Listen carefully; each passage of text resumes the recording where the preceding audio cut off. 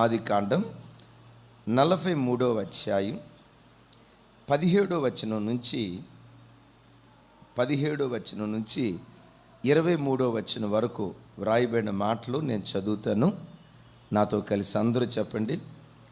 యోసేపు చెప్పినట్లు అతడు చేసి ఆ మనుషులను యోసేపు ఇంటికి తీసుకొని పోయెను. ఆ మనుషులు యోసేపు ఇంటికి రప్పించబడినందున వారు భయపడి మొదట తమ గోనెలలో తిరిగి పెట్టబడిన రోకల నిమిత్తము అతడు మన మీదికి అకస్మాత్తుగా వచ్చి మీదపడి మనలను దాసులుగా చెరపట్టి మన గాడిదలను తీసుకొనుటకు లోపలికి తెప్పించననుకొనిరి. వారు యోసేపు గృహ నిర్వాహకుని యొద్దకు వచ్చి ఇంటి ద్వారమున అతనితో మాట్లాడి, అయ్యా, ఒక మనవి. మొదట మేము ఆహారము కొనుటకే వచ్చితిమి. అయితే మేము దిగిన చోటికి వచ్చి మా గోనెలను విప్పినప్పుడు ఇదిగో మా రోకల తూనికకు సరిగా ఎవరి రోకలు వాని గోనె మూతిలో నుండెను. అవి చేత పట్టుకుని వచ్చితిమి. ఆహారము కొనుటకు మరి రోకలను తీసుకొచ్చితిమి. మా రోకలను మా గోనెలలో ఎవరు వేసిరో మాకు తెలియదని చెప్పిరి. అందుకతడు, మీకు క్షేమమగునుగాక, భయపడకుడి, మీ పితరుల దేవుడు మీ దేవుడు మీకు మీ గోనెలలో ధనమిచ్చెను. మీ రోకలు నాకు ముట్టినవని చెప్పి షిమ్యోనును వారి యొద్దకు తీసుకొని వచ్చెను. యేసయ్యకు మహిమ కలుగును గాక. 17వ వచనం మరొకసారి చదువుదాం. యోసేపు చెప్పినట్లు అతడు చేసి ఆ మనుషులను యోసేపు ఇంటికి తీసుకొని పోయెను. మీరందరూ నా వైపు చూస్తూ వాక్యం వినండి. బహు చక్కటి వర్తమానం. యోసేపు ఇంటిలో గృహ నిర్వాహకుడిగా ఒక ఆయన పనిచేస్తున్నాడు. ఆ గృహ నిర్వాహకుడితో ఏమంటాడంటే, వీరిని నా ఇంటికి తీసుకొని వెళ్ళాం. మారు మాట మాట్లాడకుండా ఆ గృహ నిర్వాహకుడు ఆ అన్నలను యోసేపు ఇంటికి తీసుకొని వెళ్ళారు. యోసేపు ఇంటికి వెళ్ళిన తర్వాత వీళ్ళందరి గుండెల్లో ఉన్న భయం ఏంటో తెలుసా? ఆ ఇంటికి వెళ్ళిన తర్వాత అతడు మా మీద దుమ్మిగా పడి మమ్మల్ని దాసులుగా చేసుకుంటాడు, మా గాడిదలను దోచుకుంటాడు. ఎందుకు అంటే, గతంలో వాళ్ళు ధాన్యం కోసం వచ్చినప్పుడు డబ్బులిచ్చి ధాన్యాన్ని కొన్నారు. ఆ ధాన్యాన్ని తీసుకుని వెళ్తున్నప్పుడు మార్గ మధ్యలో ఆ గోనె సంచులు విప్పినప్పుడు ఆ సంచులు లేకపోతే ఏం కనపడినాయి? డబ్బు, రోకలు కనపడ్డాయి. అరే, డబ్బు ఆయనకి ఇచ్చాం కదా, ఈ గోనెల్లో డబ్బులు ఎట్లా వచ్చినాయి? భయపడ్డారు. అదే సంగతి మీరు గతంలో డబ్బులు ఇవ్వకుండా మీరు దోచుకొని వెళ్ళిపోయారు అని అంటారేమోనని వాళ్ళు గడగడలాడుతున్నారు. యోసేపు ఇంటికి వచ్చి రాకమునిపే వాళ్ళు సవినయంగా, అయ్యా, గతంలో ఇలా జరిగింది, మేమైతే రోకలు ఇచ్చాం, కానీ మా మూటల్లోకి రోకలు ఎలా వచ్చాయో మాకు తెలియదు. మీ రోకలు మరలా మీకు ఇద్దామని చెప్పి ఆ ఇంటిలో అడుగుపెట్టక మునిపే ఆ రోకలు విషయం మాట్లాడారు. వెంటనే గృహ నిర్వాహకుడు అన్నాడు, భయపడకుడి, మీకు క్షేమము కలుగునుగాక. మీరు ఈ విషయంలో నిరపరాధులు.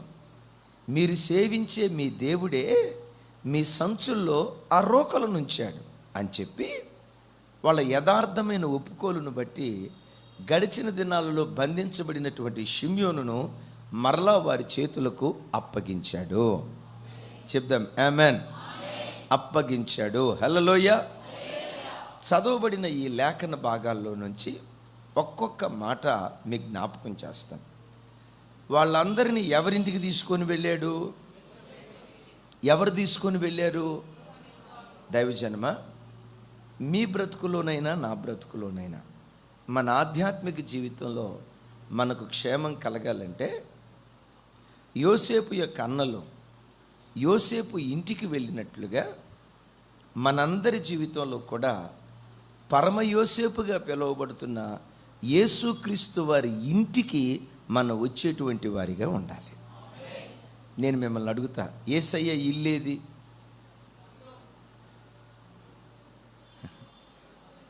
సురేష జూబిలీ హిల్స్లో ఉందా? హైటెక్ సిటీలో ఉందా? యేసయ్య ఇల్లేది? దేవుని ఇల్లు. ఏదంటే దేవుని మందిరమే దేవుని ఇల్లు. యేసయ్యకి మహిమ కలుగును గాక.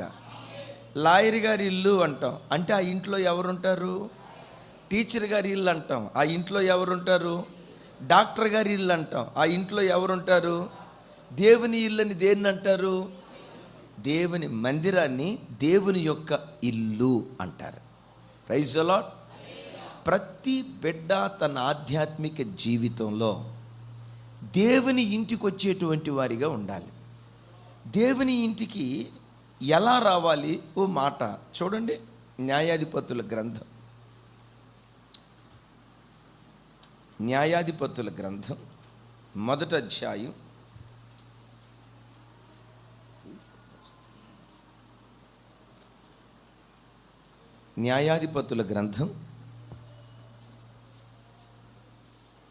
1వ అధ్యాయం 22వ వచనం నేను చదువుతాను, నాతో కలిసి అందరి మాట చెప్పండి. యోసేపు ఇంటివారు బేతేలుకు వెళ్ళినప్పుడు యెహోవా వారికి తోడయ్యుండెను. అందరూ నా తట్టు చూసి నాతో కలిసి చెప్పండి. యోసేపు ఇంటివారు బేతేలుకు వెళ్ళినప్పుడు యెహోవా వారికి తోడయ్యుండెను. మనందరికీ దేవుడని యెహోవా తోడుగా ఉండునుగాక. అయితే ఒకటి గమనించండి, వారికి యెహోవా ఎందుకు తోడయ్యి ఉన్నాడంటే రాయబడిన మాట, యోసేపు ఇంటివారు బేతేలుకు వెళ్ళారట. ఎక్కడికి వెళ్ళారు? బేతేల్ అంటే అర్థం ఏంటి? బేత్ ప్లస్ ఏల్. ఏల్ అంటే దేవుడు అని అర్థం, రైట్? బేత్ అంటే ఏల్ అంటే దేవుడు అని అర్థం. బేత్ అంటే ఇల్లు అని అర్థం. బేతేలు అంటే దేవుని ఇల్లు అని అర్థం. మిమ్మల్ని అడుగుతా, దేవుని ఇల్లేది? ఒరే ఎంతసేపుని దేవుని ఇల్లేది? దేవుని మందిరమే దేవుని ఇల్లు. అయితే ఒకటి గమనించండి, దేవుని ఇల్లుగా పిలువబడుతున్న బేతేలుకి యోసేపు ఒక్కడే వచ్చాడా? యోసేపు ఇంటివారు కూడా వచ్చారా? జీవము కలిగిన దేవుని మందిరానికి శ్రీరామ్ నువ్వు ఒక్కడో రావటం కాదు, నువ్వు ఒక్కదానివి రావటం కాదు, నీ ఒక్కడివి రావటం కాదు, నీ ఇల్లంతా దేవుని మందిరంలో కనబడునుగాక. ఎవరైతే కుటుంబ సమేతంగా దేవుని మందిరానికి వస్తారో, ఇల్లంతా దేవుని ఇంటికి వస్తారో, వాళ్ళ ఇంట్లో ఉండటానికి దేవుడు ఆ ఇంట్లోకి వస్తాడు. యెహోవా వారికి తోడుగా ఉంటాడు. దేవుడు మాకు తోడుగా ఉండాలని ఎంతమంది కోరుకుంటారు? చేతులు ఎత్తండి అని నేను అనను. అంటే అందరూ 2 చేతులు పైకెత్తుతారు తప్పకుండా. అయితే దేవుడు ఎవరికి తోడుగా ఉంటాడు? ఎవరికి? దేవుని ఇంటికి ఎవరెవరైతే వెళ్తారో ఒక్కళ్ళు వెళ్ళటం కాదు, యోసేపు ఇంటివారు. దేవుని దగ్గర ఒక తీర్మానం చేసుకో, దేవా నీ ఇంటికి నేనొక్కడనే కాదయ్యా, నా ఇల్లంతా నీ ఇంటికి రావాలి. ఆదివారపు ఆరాధనకు రాకుండా నా ఇంటిలో ఒక డెక్క కూడా విడవబడకూడదు. చప్పలు కొడుతూ స్తోత్రాలు చెప్దాం.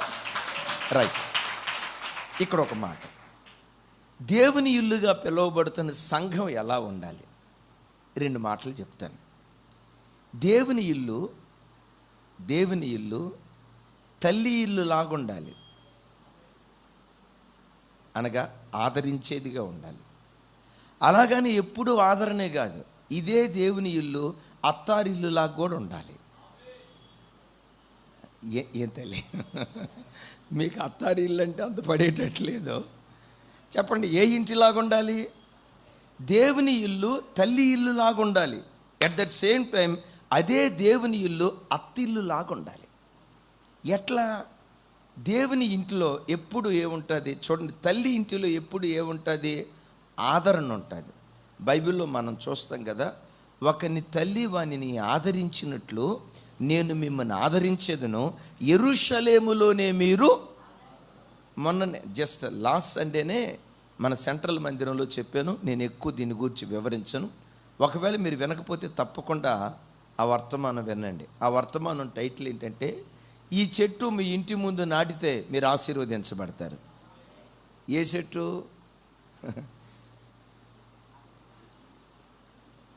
పిచ్చుల వృక్షం. పిచ్చుల వృక్షం వినుంటారు. సో సంఘం ఎప్పుడు కూడా ఆదరించేదిగా ఉండాలి. ఎందుకు అంటే చూడండి దైవజన్మ, లోకంలో బ్రతుకుతున్న ప్రతి మనిషి పైకి నవ్వుతా కనపడతాడు, కానీ ప్రతి గుండెలో ఏదో ఒక మానని గాయం. మానని గాయాలతో సోమవారం నుంచి శనివారం వరకు ప్రజలు అలసిపోయి మాకెక్కడ ఆదరణ దొరుకుతుందని వారమంతా వెతుకుతూ ఆదివారం దేవుని సన్నిధికి ఎందుకు వస్తారో తెలుసా? దేవుని మందిరానికి వచ్చి ఆదరణ పొందుకోవాలని, నెమ్మది పొందుకోవాలని, సమాధానం పొందుకోవాలని, సంతోషం పొందుకోవాలని. అంత ఆశతో ప్రజలు మందిరానికి వచ్చినప్పుడు, మందిరానికి వచ్చిన ప్రజలను సంఘం ప్రేమతో పలకరిస్తూ, ఎవరైనా అక్క మా ఆయన తాగుబోతుగా బ్రతుకుతున్నాడు అక్క అని ఎవరైనా చెప్తే ఆ మాట వినటంతో బాధపడకరా చెల్లి, ఒకప్పుడు మా ఆయన కూడా అలాగే త్రాగుబోతుగా బ్రతికేవాడు. దేవుని సన్నిధిలో ప్రార్థన చేశాం, దైవ సేవకులందరూ ప్రార్థన చేశారు, సంఘం అంతా ప్రార్థన చేసింది. ప్రార్థన మూలంగా నా భర్తను దేవుడు మార్చాడు. నా భర్తను దేవుడు ఎలా మార్చాడో నీ భర్తను కూడా తప్పకుండా మారుస్తాడు. ఈరోజు కాకపోయినా రేపైనా దేవుడు తప్పకుండా మారుస్తాడని ఆదరించుకోవాలి. ఎవరైనా వచ్చి అమ్మా మా పిల్లలు సరిగ్గా లేరమ్మా, దారి తప్పిపోయారమ్మా, కొంచెం ప్రార్థన చేయండి అమ్మా అని అంటంతో కొంతమంది తెలివి మాలిన ప్రజలు షాట్ను వచ్చి ఏమంటారో తెలుసా? వాళ్ళ పిల్లలు ఎందుకు దారి తప్పారో తెలుసా? పెంపకం అట్టాడిది. మరి పిల్లల్ని పెంచడం చేతగాక చెడగొట్టుకున్నారు. నేనంట, ఏ తల్లిదండ్రులైనా పిల్లలు చెడిపోయేటట్టుగా పెంచుతారా? లోకంలో ఒకళ్ళిద్దరు భక్తిహీనులు పెంచుతారేమో, కానీ యేసయ్య దగ్గరికి వచ్చిన మనం పిల్లల్ని అట్లా పెంచుకుంటామా? చెప్పాలి. ఏం చేయాలి? ఏడవకమ్మా, బాధపడకు.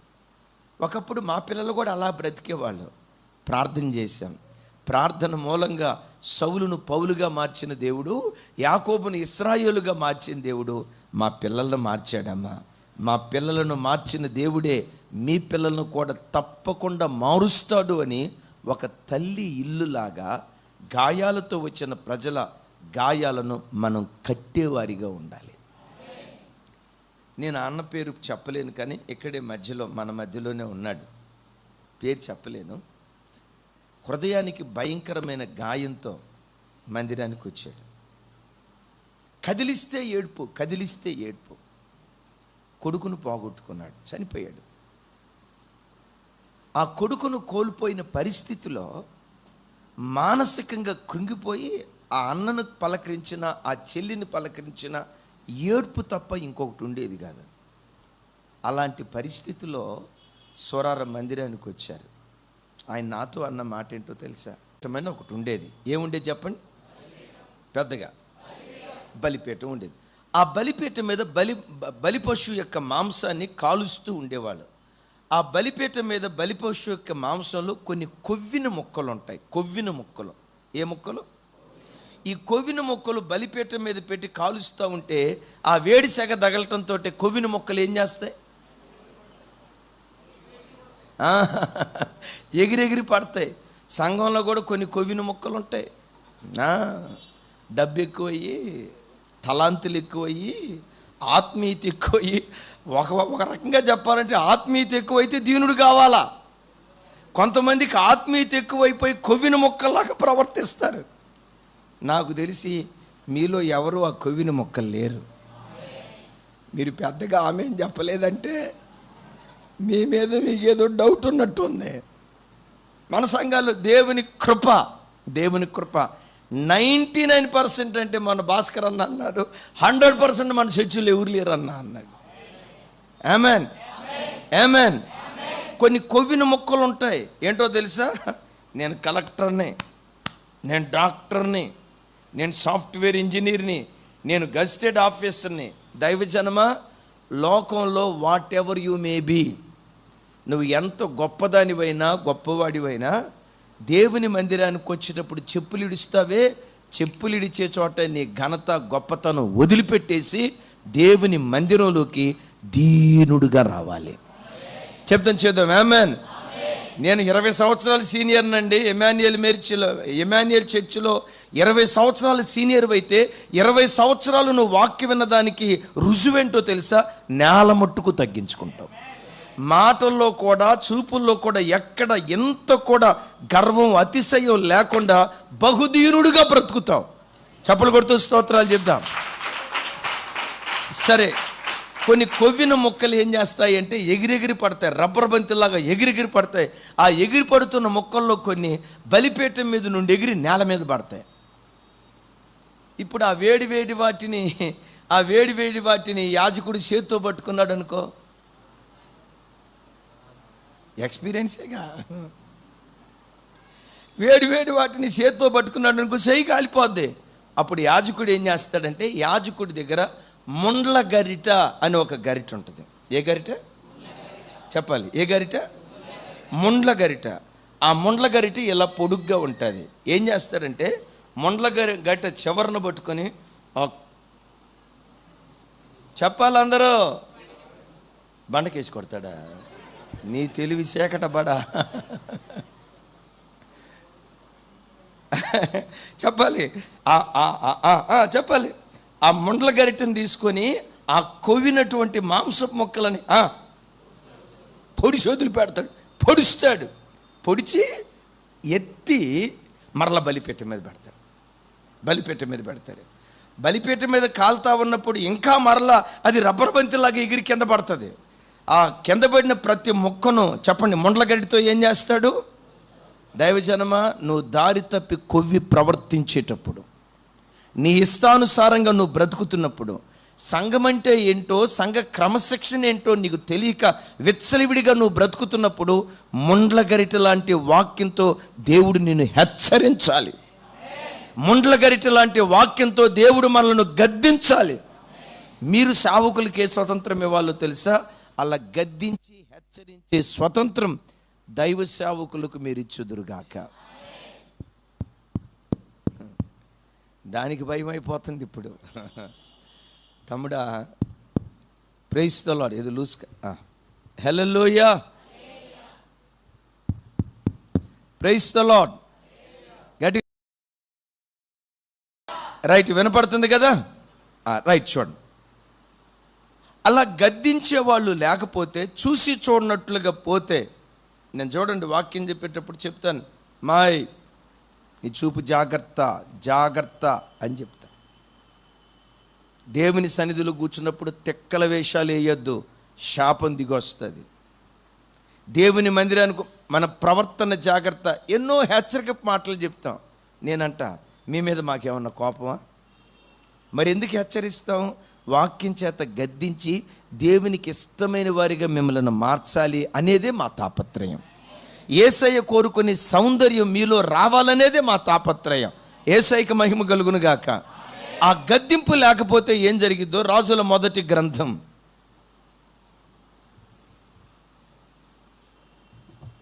1వ అధ్యాయం, రాజుల మొదటి గ్రంథం 1వ అధ్యాయం 5వ వచనం. నాతో కలిసి, హగ్గీతు కుమారుడైన అదోనియా గర్వించిన వాడై నేనే రాజు నగుదును అనుకుని రథములను గుర్రపు రౌతులను తనకు ముందుగా పరిగెత్తుటకు 10 మంది మనుషులను ఏర్పరచుకొనెను. 6వ వచనం అద్భుతమైన వచనం, నాతో కలిసి. అతని తండ్రి నీవు ఇలాగు ఎలా చేయుచున్నావని అతని చేత ఎప్పుడునూ విచారించి అతనికి నొప్పి కలుగు చేయలేదు. అదోనియా దారి తప్పి ప్రవర్తిస్తున్నాడు. తండ్రి ఏం చేయాలి? రే బుద్ధి లేనోడా, నేను బ్రతికున్నాగా, నీ అంతటి నీవే రాజుగా ఎట్లా ప్రకటించుకుంటావు? 50 మంది సేవకులను వెంటబెట్టుకొని అదోనియా రాజు అని నిన్ను నీవే ప్రకటించుకుంటున్నావంటే నీ తండ్రి చనిపోయాడా బ్రతికాడా? నా తర్వాత ఎవరు రాజుగా ఉండాలో నిర్ణయించాల్సిన నిర్ణయాధికారం ఎవరిది? దేవునిది. దేవుని తర్వాత నీ తండ్రిది. నేను బ్రతికే ఉన్నా కదా, ఏంటి నువ్వు చేసిన బుద్ధి లేని పని అని కుమారుడిని పిలిచి గద్దించలా. ఎందుకు గద్దించలేదంటే కుమారుడు బాధపడతాడేమో, అలుగుతాడేమో, మనసులో ఏమన్నా అనుకుంటాడేమో అని కొడుకు నొప్పి కలుగు చేయలా. యవన బిడ్డలారా, మీ తల్లిదండ్రులు మిమ్మల్ని గద్దించే స్వతంత్రం వాళ్ళకి మీరు ఇచ్చుదురుగాక. కొంతమంది తల్లిదండ్రులు ఏం చేస్తారో తెలుసా?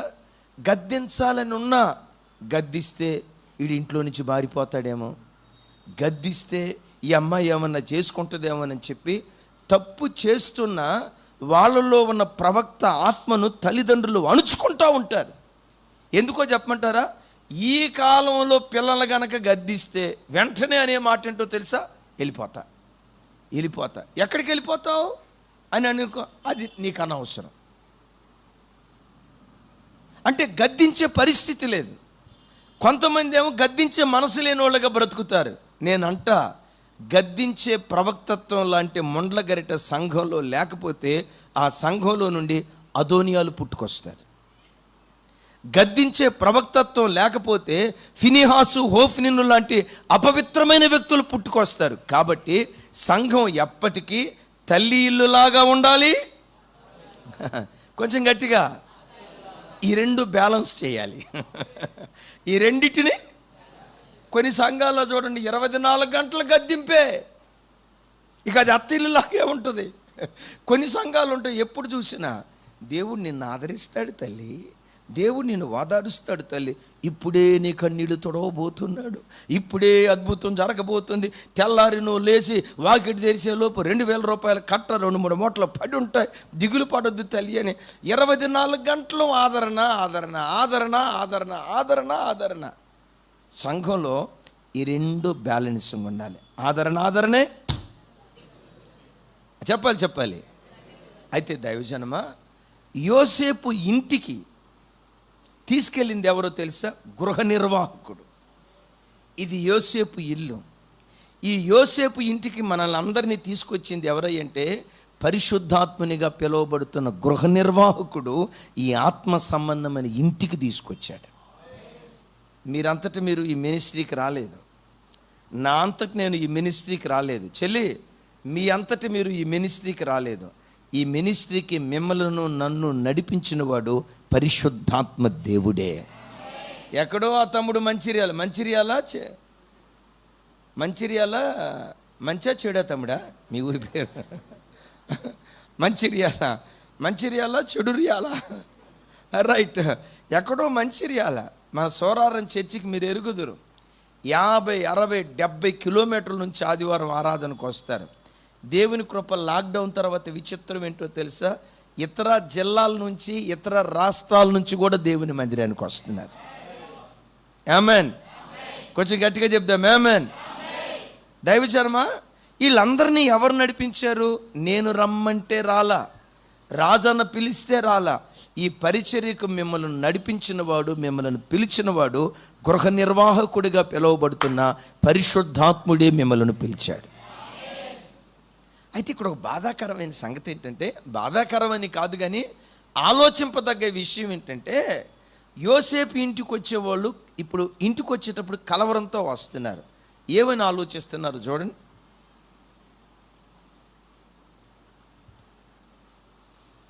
18వ వచనం. ఆ మనుష్యులు యోసేపును ఇంటికి రప్పించినందున వారు భయపడి. దేవుని ఇంటికి వచ్చినప్పుడు భయపడాలా, సంతోషపడాలా? ఇప్పుడు మీకు ఏం చెప్పాలో అర్థం కావట్లా. ఏమండి, యోసేపు ఇంటికి వచ్చినందుకు ఎందుకు పిలిచాడు? భోజనానికి పిలిచాడు, విందు భోజనం పెట్టడానికి పిలిచాడు. ఇప్పుడు యోసేపు ఇంటికి వచ్చేటప్పుడు వాళ్ళ మీద యోసేపుకు గొప్ప గొప్ప ప్రణాళికలు ఉన్నాయి. ఏం ప్రణాళికలు ఉండొచ్చు? రైట్, వాళ్ళందరికీ కడుపు నిండా భోజనం పెట్టి షిమ్యోను వాళ్ళ చేతులకు అప్పగించి, అన్నలారా నేను ఎవరినో కాదు, మీ యోసేపునే, నన్ను నేను బయలుపరుచుకున్న తర్వాత ముసలివాడైన మన నాన్న బాగానే ఉన్నాడా అని అడుగుతా. నాన్న బాగానే ఉన్నాడు అంటారు. అప్పుడు నేనేం చేస్తానంటే, అనలారా మీరు కనాను దేశానికి వెళ్ళి, డాడీ తెలుగులో చెప్పలేదు, సరే డాడీని కూడా మన దగ్గర తీసుకొచ్చేయండి, మనం అందరం కలిసి ఉందాం అని ఇవన్నీ చెప్దాం అనుకున్నాడు. అన్నల మీద యోసేపుకు ఎంత గొప్ప ప్రణాళిక ఉందో చూడండి. అన్నల మీద యోసేపుకు ఎంత గొప్ప ప్రణాళిక ఉంటే వీళ్ళ గుండెల్లో ఉన్న భయం ఏంటో తెలుసా? మమ్మల్ని ఇంటికి పిలిచేయడంటే షిమ్యోను దాసుడిగా చేసుకున్నట్లుగా మమ్మల్ని కూడా దాసుడిగా చేస్తాడు. ఆ బక్క చిక్కిన గాడిదలు ఉన్నాయి కదా, మాకే తిండి లేక అల్లాడిపోతున్నాం, గాడిదలకి ఎక్కడ మేత పెట్టాం? ఆ బక్క చిక్కిన గాడిదలను తీసుకొని పోతాడు. ఒరే ఒరే ఒరే ఒరే ఒరే పిచ్చోళ్ళారా, ఐగుప్తు దేశాన్ని పరిపాలన చేసే యోసేపు మీ గాడిదలు తీసుకుంటాడా? మీకు ఏమన్నా అర్థమవుతుందా? మీ గాడిదలు తీసుకుంటాడా? మిమ్మల్ని బంధించడానికి చేస్తాడా? చూడండి ఆ మాట ఒకసారి.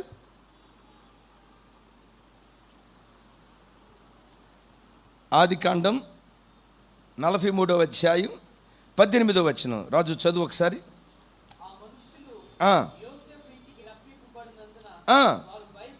భయపడి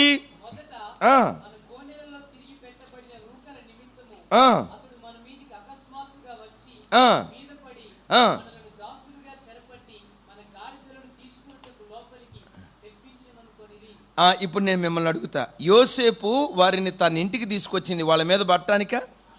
స్వరం ఎత్తాలి. వాళ్ళని దాసులుగా చేసుకోవటానిక? వాళ్ళ గాడిదలను దోచుకోవటానిక? మరి ఎందుకు పిలిచాడు అంటే చూడండి, అన్నల పట్ల యోసేపుకున్న ప్రణాళిక వేరు, వీళ్ళ మనసులో ఆలోచిస్తుంది వేరు. చాలాసార్లు దేవుని బిడ్డలారా, ఐగుప్తు దేశంలో అన్నల జీవితంలో ఏం జరిగిందో నీ జీవితంలో, నా జీవితంలో, భూమి మీద ఇదే జరుగుతుంది. ప్రస్తుతం మన కళ్ళ ముందు జరుగుతున్న కొన్ని దుఃఖకరమైన సంఘటనలు గుర్తుకు తెచ్చుకొని, నా బ్రతుకులో ఏదో కీడు జరగబోతుంది, ఏదో నష్టం కలగబోతుంది, ఏదో అపాయం కలగబోతుందని తెలియని భయాన్ని గుండెల్లో పెట్టుకొని కలవరంతో మనం బ్రతుకుతాం. దైవజనమా, నిశ్చయంగా నేను ఈ మాట చెప్తాను, నీ పట్ల దేవునికున్న ప్రణాళికలు గొప్పవి, నీ పట్ల దేవునికున్న ఉద్దేశాలు గొప్పవి. నీకు నష్టం కలుగు చేయటానికి దేవుడు నిన్ను రప్పించలేదు, నీకు కీడు కలుగు చేయటానికి దేవుడు నిన్ను రప్పించలేదు. నీ బ్రతుకులో మేలే దేవుడు దాచిపెట్టాడు, నీ బ్రతుకులో క్షేమమే దేవుడు దాచిపెట్టాడు. ఓ తెలియని భయం వీళ్ళ గుండెల్లో గూడు కట్టుకున్నట్లుగా రేపు నా జీవితంలో ఏం జరగబోతుందని తెలియని భయం నీ గుండెల్లో ఒకవేళ గూడు కట్టుకొని ఉంటే, నేనంట చూడండి, ఇర్మియా గ్రంథం 29వ అధ్యాయం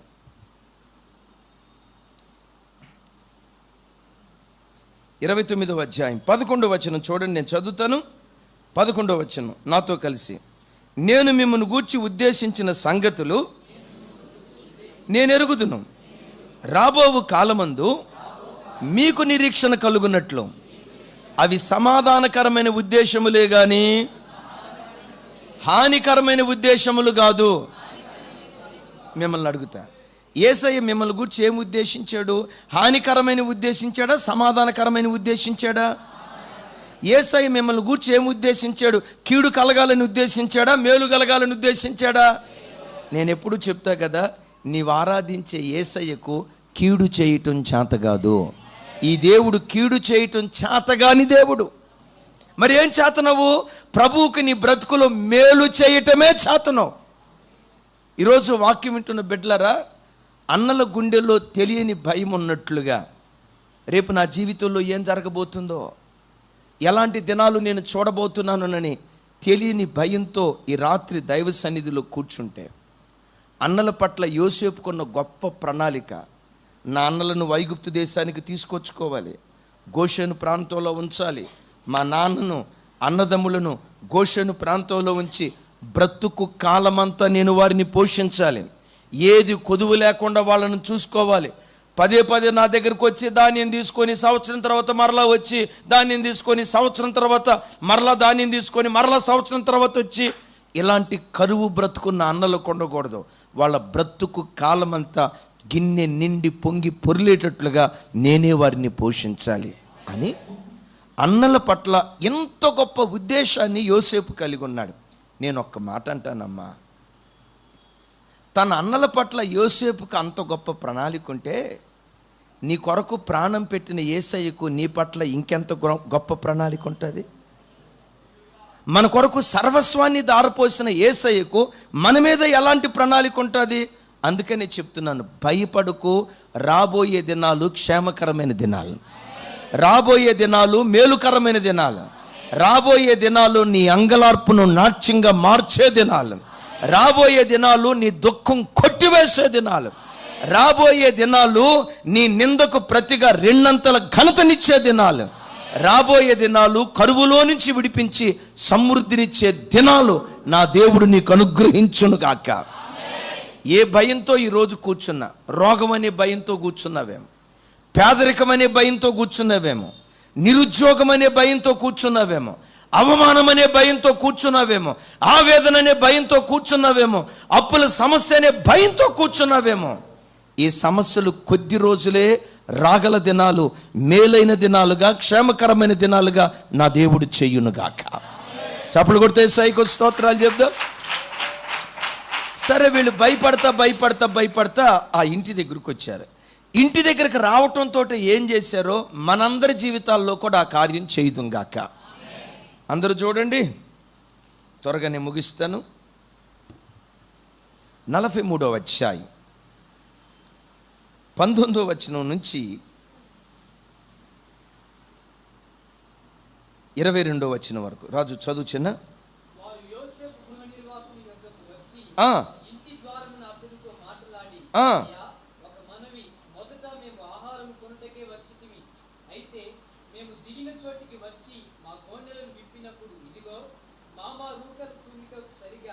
ఎవరి రూకెలు వారి కోణెమూతిలో నుండెను. అవి చేత పట్టుకొని వచ్చితిమి. ఆహారం కొనుటకు మరి రూకలను తీసుకొని వచ్చితిమి. మా రూకలలో మా కోణెలలో ఎవరు వేసిరో మాకు తెలియదని చెప్పిరి. అందుకతడు, మీకు క్షేమమగును గాక, భయపడకుడి, మీ పితరుల దేవుడైన మీ దేవుడు మీకు మీ కోణెలలో ధనమిచ్చెను. మీ రూకలు నాకు ముట్టినవని చెప్పి షిమ్యోనును వారి యొద్దకు తీసుకొని వచ్చెను. యేసయ్యకు మహిమ కలుగును గాక. చూడండి, ఇంటిలోకి రాలేదు, ఇంకా ఇంటిలోకి రాలా. ఎక్కడున్నారు? ఇంటి యొక్క ద్వారాన ఉండగానే గతంలో జరిగింది గుర్తుకు తెస్తున్నారు. అయ్యా, మమ్మల్ని దొంగోళ్ళు అనుకుంటారేమో, మేము ఈ రోకలు తీసుకొని వెళ్ళలేదయ్యా, ఎవరో మాకు తెలియకుండా మా సంచుల్లో ఆ రోకలు ఉంచారయ్యని. చూడండి, ఇంటి ద్వారం దగ్గర ఉన్నప్పుడే వాళ్ళు పశ్చాత్తాపడి గతంలో జరిగింది గుర్తుకు తెస్తున్నారు. దైవజనమ, దేవుని ఇంటికి వచ్చిన ప్రతిసారి గతంలో నీ జీవితంలో జరిగిన ప్రతి పొరపాటు ఆయన సన్నిధిలో జ్ఞాపకం చేసుకుని మనం పశ్చాత్తాపడే వ్యక్తులుగా ఉందముగాక. విన్నారా ఈ మాట? సోమవారం నుంచి శనివారం వరకు లోకంలో మనం బ్రతుకుతున్నాం. లోకం ఎలాంటిది? ప్రతిదీ నేత్రాశ, శరీరాశ, జీవపు డంబంతో నిండుకున్నటువంటి స్థలాలు. నీ చూపును పవిత్రంగా కాపాడుకోవాలనుకుంటావు, అలా బయటికి వెళ్ళేసరికి చూడకూడనిది ఏదో చూస్తావు, ఆలోచించకూడనిది ఏదో ఆలోచిస్తావు, మలినమైపోతావు. ప్రభా, నా నోటిని కంట్రోల్లో పెట్టుకోవాలి, తొందరపడి ఒక మాట అనకూడదు. నా ఉద్యోగ స్థలంలో ఎవరైనా ఏమైనా అన్నా నేను మౌనంగా ఉండాలి ప్రభా, ఓర్చుకోవాలి ప్రభా అని చెప్పి మొత్తానికి 2-3 రోజులు ఓర్చుకుంటావు, ప్రాణాన్ని బిగబడతావు. 4వ రోజు ఏమైద్దో తెలుసా? అదిగో అన్న అంటున్నాడు బరిస్ట్ అయిపోతామని. 4వ రోజు ఏమైందంటే 3 రోజులు బెగబట్టి ఇక 4వ రోజు ఏమేమి అన్నాలో, ఆ రోజు నువ్వు అట్టా చేసావు, నేనేమన్నా అన్నానా, ఆ రోజు అట్టా చేసావు, నేనేమైనా అన్నానా, ఆ రోజు అట్టా అన్నావు, నేనేమైనా అన్నానని గతంలో జరిగినవన్నీ తవ్వి అనాల్సినవన్నీ ఒక అర్ధగంట నాన్ స్టాప్ బస్సులాగా బెల్లు లేకుండా బ్రేకు లేకుండా అనాల్సినవన్నీ అర్ధగంట తర్వాత మలినమైపోతాం. మాట్లాడకూడదు అనుకుంటాం, మాట్లాడతాం. చెయ్యకూడదు అనుకుంటాం, చేస్తాం. చూడకూడదు అనుకుంటాం, చూస్తాం. ఎన్నో అవలక్షణాలు కలిగి పరిశుద్ధుడైన దేవుని మందిరానికి ఆదివారం దేవుని సన్నిధికి వస్తాం. వచ్చేటప్పుడే ఏం చేయాలో తెలుసా? దేవా, మీ సన్నిధిని సమీపించుటకు నేను యోగ్యుని కాదయ్యా. నువ్వు పరిశుద్ధుడు, నేను పాపిని. నువ్వు నీతిమంతుడవు, నేను నీతి మాలిన వాడిని. నీలో వెతికిన ఎక్కడ ఏ స్థలములో కూడా నీలో వెతికిన ఎక్కడ లోపం కనపడదయ్యా. నాలో ఎంత వెతికినా మంచి కొంచెం కూడా కనపడదయ్యా. నీలాంటి గొప్ప దేవునితో నాలాంటి పాపికి స్నేహమా? నీ సన్నిధికి రావటానికి నేను తగినవాడిని కాదయ్యా అని దేవుని సన్నిధికి వచ్చేటప్పుడే గడగడ వణుకుతూ పశ్చాత్తాపంతో దేవుని సన్నిధికి మనం రావాలి. నేను నీతిమంతుణ్ణి, నా అంత భక్తి కలిగిన వాడు లేడు, నా అంత నువ్వు భక్తి కలిగిన వాడివే, నేను కాదను. భక్తి కలిగిన వాడివి అనేది ఎంత వాస్తవమో కొంత భక్తిహీనత మనలో కూడా ఉన్నది అనేది అంతే వాస్తవం. అంటాడు కదా భక్తుడైన యోహాను గారు మాట్లాడుతూ, నాలో పాపము లేదని మనం అంటే మనం అబద్ధికులం అయిపోతామంట. దేవుడు అబద్ధికుడు అయిపోతాడట. అంటే మనలో అన్నాడంటే యోహాను భక్తుడు మీలో అనలా. ఏమన్నాడు అంటే ఎవరిని కలుపుకున్నాడు? నేనంట అపోస్తులైన యోహానులోనే కొన్ని తప్పులు కొన్ని పొరపాట్లు ఉన్నాయంటే నీలో నాలో ఉండవా? మరేం చేయాలి? దేవుని సన్నిధికి వచ్చినప్పుడు వాక్యం వినక మునిపే, ఇంకా దైవ సేవకుడు ఆ వాక్యం వినిపించక మునిపే, నా వైపు చూడాలందరం, వాక్యం వినిపించక మునిపే మందిరపు గుమ్మం దగ్గర ద్వారంలో అడుగు పెట్టేటప్పుడే విరిగి నలిగిన హృదయంతో మందిరంలో అడుగు పెట్టాలి. ఇప్పుడు దైవ సేవకుడు వాక్యపు విత్తనాలు విత్తటానికి లేస్తాడు కదా, విత్తనాలు నేల మీద, విత్తనాలు నేలలో అవి నూరంతలుగా ఫలించాలంటే మొట్టమొదట నేల ఏమై ఉండాలి? వాక్యం విత్తిన తర్వాత మెత్తని హృదయం అవ్వాలా? వాక్యానికి ముందుగానే హృదయాన్ని మెత్తన చేసుకోవాలా? కొంచెం గట్టిగా చెప్పాలి. విత్తనం విత్తేదానికంటే ముందుగానే భూమిని దున్నితే విత్తనం వేస్తే నూరంతలుగా అది ఫలిస్తుంది. అందుకనే వాక్యం వినేటప్పుడు ఎప్పుడు కూడా విరిగి నలిగిన హృదయంతో దేవుని వాక్యం వినాలి. చెప్దాం ఏమేనని? ఎట్లా వాక్యం వినాలి? విరిగి నలిగిన హృదయం ఎలా వస్తుంది? గతంలో నీ వలన జరిగిన పొరపాటేదో, గతంలో నీ వలన జరిగిన అవిధేయతేదో, మాట ద్వారా ఎక్కడ తప్పిపోయావో, చూపు ద్వారా, ఇవన్నీ జ్ఞాపకం చేసుకుంటూ పశ్చాత్తాపపు హృదయంతో దేవుని సన్నిధికి వస్తే అద్భుతం తెలుసా? పశ్చాత్తాపంతో దేవుని సన్నిధికి వస్తే వచ్చిన స్థితిలో దేవుడు తన మందిరంలో నుంచి మనలను పంపించడు. బైబిల్లో ఒక ఆయన సుంకరి మందిరానికి వచ్చేటప్పుడు పాపాత్ముడిగా వచ్చాడు, మందిరంలో నుంచి తిరిగి వెళ్ళేటప్పుడు నీతిమంతుడిగా తీర్చబడి మందిరంలో నుంచి వెళ్ళాడు. అంటే వచ్చిన స్థితిలోనే వెళ్ళాడా? ఏమైనా పొందుకొని వెళ్ళాడా? వచ్చేటప్పుడు ఏ స్థితిలో వచ్చాడు? వెళ్ళేటప్పుడు ఎలా వెళ్ళాడు? దైవజనమా, మీరు దేవుని సన్నిధిలో నుంచి బయలుదేరి వెళ్ళేటప్పుడు ఏదో ఒకటి పొందుకొని వెళ్ళుదురుగాక. ఏం పొందుకోవాలి? యేసయ్య దగ్గర ఆయన నీతిమంతత్వం పొందుకొందురుగాక. ఒట్టి చేతులతో మనం వెళ్ళకుందుముగాక. గట్టిగా చెప్దాం ఆమెన్. గట్టిగా ఆమెన్. ఎప్పుడైతే వాళ్ళు పశ్చాత్తాపడ్డారో వెంటనే ఏమంటాడో తెలుసా? భయపడకుడి, మీకు క్షేమం కలుగునుగాక. మరోసారి, భయపడకుడి, మీకు. ఎందుకు ఆ మాట అన్నారో తెలుసా? వాళ్ళ వలన తప్పు జరిగిందేమోనని అడగక మునిపే పశ్చాత్తాపడ్డారు. బైబిల్లో ఒక ఆయన ఉన్నాడు, ఆయన పేరు ఆకాను.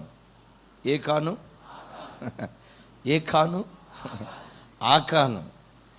విచిత్రం ఏంటంటే ఆకాన్ చేసిన పొరపాటు, యెరికోలో శాపగ్రస్తమైన వాటిని దొంగిలించారు. అడిగాడు యెహోషువ, ఎవరో శపితమైన దాన్ని దొంగిలించారంట అని 12 గోత్రాల వారిని నిలవబెడితే 12 గోత్రాల వారు ఏమన్నారంటే, మన భాషలో చెప్పాలంటే అమ్మొట్టు నాకు తెలియదు.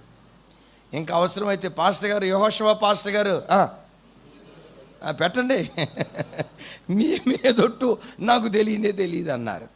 అప్పుడు దేవుడు చిట్టి వేయమన్నాడు. చిట్టి వేస్తే యోధా గోత్రం పేరు పడింది. చెప్పండి, ఏ గోత్రం? రాజా మాట చూడు. ఏ గోత్రం పేరు పడింది? నా వైపు చూడాలి మీరు. ఏ గోత్రం పేరు పడింది?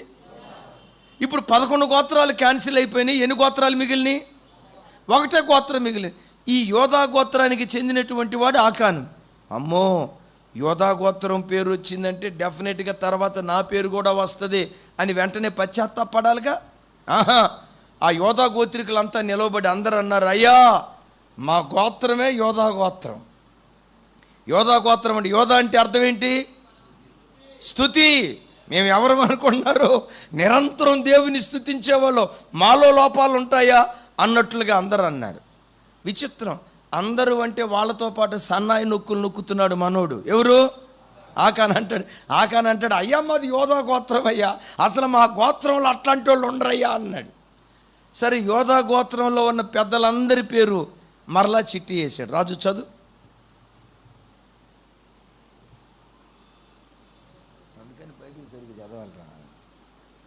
చూడండి, యెహోషువ గ్రంథం. నేను చదువుతాలే తల్లి, మీరు ఇబ్బంది పడద్దు.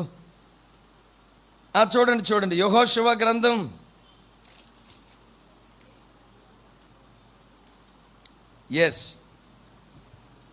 16-17 వచనాలు నేను చదువుతాను. కాబట్టి యెహోషువ ఉదయమున లేచి ఇశ్రాయేలీలను వారి గోత్రముల వరుసను బట్టి దగ్గరకు రప్పించినప్పుడు యోధా గోత్రము పట్టబడిను. యోధా వంశమును దగ్గరకు రప్పించినప్పుడు జరహీల వంశం పట్టబడిను. జరహీల వంశపు పురుషులను దగ్గరకు రప్పించినప్పుడు జబ్ది పట్టబడిను. అతడును అతని ఇంటి పురుషులను వరసను దగ్గరకు రప్పించినప్పుడు యోధా గోత్రములోని జరహు మునిమనముడు, జబ్ది కుమారుడు, జబ్ది మనుమడు, కర్మీ కుమారుడైన ఆకాను పట్టబడెను. చూడండి యోధాలో జరహీలందరినీ పిలిచాడు. మీరు ఎవరైనా చేశారా జరహీలారా? ఇదిగో మీ కుటుంబాల పేరు వచ్చిందంటే భలేవాళ్ళు అన్నా. నీ నాయకత్వంలో పెరిగే మేము తప్పు చేస్తామా? అసలు మా నాయకుడు ఎవరు? యెహోషువ. మా యెహోషువ ఎవరు? మోషే దగ్గర పెరిగినోడు.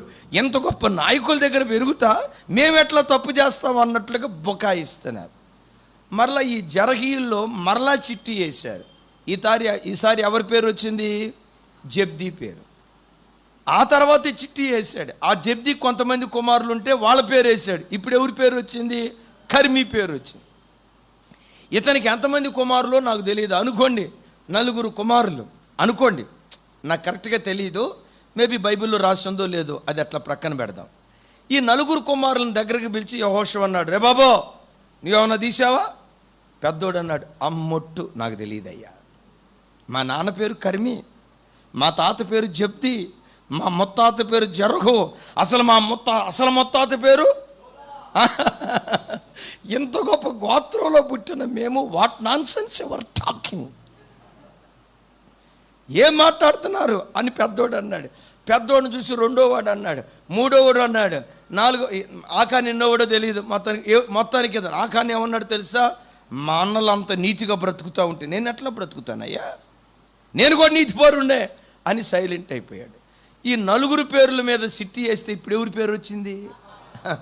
ఆకాని పేరు వస్తే, యారా ఆకానా ఏంటి నీ పేరు వచ్చింది, నువ్వేనా తీసావు అంటే, నేనే తీసేలే.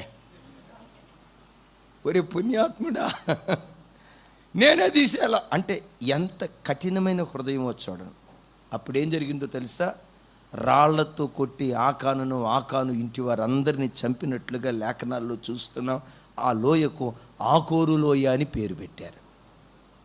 ఒక మాట చెప్తా, రాతి హృదయాలకు రాళ్ల దెబ్బలు తప్ప పశ్చాత్తాపపు హృదయానికి పరలోకపు ఆశీర్వాదం తప్పకుండా దిగొస్తుంది. ఇంకోసారి ఈ మాట చెప్పంటారా? రాతి హృదయాలకు రాళ్ళ దెబ్బలు తగులుతాయి. పశ్చాత్తాపపు హృదయానికి పరలోకపు దేవుని ఆశీర్వాదం కుమ్మరించబడుతుంది. నా చేతులెత్తి దీవిస్తున్నాను, పరలోకపు దేవుని ఆశీర్వాదం మీ మీద కుమ్మరించబడును గాక. పరలోకపు ఆశీర్వాదం మీ మీద కుమ్మరించబడును గాక. అలా కుమ్మరించబడాలంటే పశ్చాత్తాపపు హృదయులుగా మనం బ్రతకాలి. విచిత్రం. అలా పశ్చాత్తాపట్టాన్ని బట్టి ఏం చేశారు? వాళ్ళ దగ్గర బందీగా ఉన్న చెప్పాలి, వాళ్ళ దగ్గర బందీగా ఉన్న షిమ్యోనును వాళ్ళకి అప్పగించారు. అసలు వీళ్ళు తిరిగి రావటానికి కారణం ఏంటి? షిమ్యోను కోసమే తిరిగి వచ్చారు. నేను గతంలో చెప్పాను, షిమ్యోనును యోసేపు ఎందుకు బంధించాడు అంటే మరలా గుర్తుందా ప్రసంగం? మరలా తిరిగి రావాలని. దైవజనమా, ఏ బంధకాలను బట్టి నువ్వు దేవుని దగ్గరికి వచ్చావో దేవుడు ఏం చేస్తాడో తెలుసా? ఆయన దగ్గరికి వచ్చిన నిన్ను, పశ్చాత్తాపడిన నిన్ను, నీ బంధకాల నుంచి దేవుడు నీకు విడుదలిచ్చును గాక. గతంలో ఏది బంధించబడిందో నీ ప్రతి బంధకం నా దేవుడు తెంచును గాక. చప్పుడు కొట్టే సైకో స్తోత్రాలు చెప్దాం. ఒక ఇంకా అసలు విషయం ప్రత్యక్షపరచబడాల. వచ్చే ఆదివారం కరెంటు పోయింది కదా, అందుకని టాపిక్ ఒక 10 నిమిషాలు డైవర్ట్ అయిపోయింది. వచ్చే ఆదివారం మనం విందాం. వచ్చే ఆదివారం వాళ్ళు భోజనాన్ని కూర్చునేటప్పుడు నీళ్లతో కాళ్ళు కడుక్కున్నారు. రేపు ఆదివారం కూడా మనం భోజనం చేయబోతున్నాం. భోజనం అంటంతో ఏటో వెళ్ళారు గాక. యేసు ప్రభు వారి శరీరం ఈ భోజనం కంటే అది శ్రేష్టమైన భోజనం. అది యేసయ్య శరీరం, యేసయ్య రక్తం. వచ్చే ఆదివారం మనం తీసుకోబోతున్నాం. బల్లలో పాలు పంపులు పొందేవాళ్ళు ఎలా పాలు పంపులు పొందాలో యోసేపు జీవితంలో నుంచి మనం నేర్చుకుందాం. మెట్టుకో దైవజనమా, నీ గుండెల్లో ఎన్నో భయాలు ఉన్నాయి. వాస్తవంగా ఏవి నిన్ను కలవరపరుస్తున్నట్లుగా నీకు అనిపించినా నీ మీద దేవునికి ఉన్న ఉద్దేశం అది కాదు. రాగల కాలాల్లో దేవుడు నీకు క్షేమం అనుగ్రహించునుగాక. సమాధానకరమైన అనుభవాలు దేవుడు మనకు దయచేయునుగాక.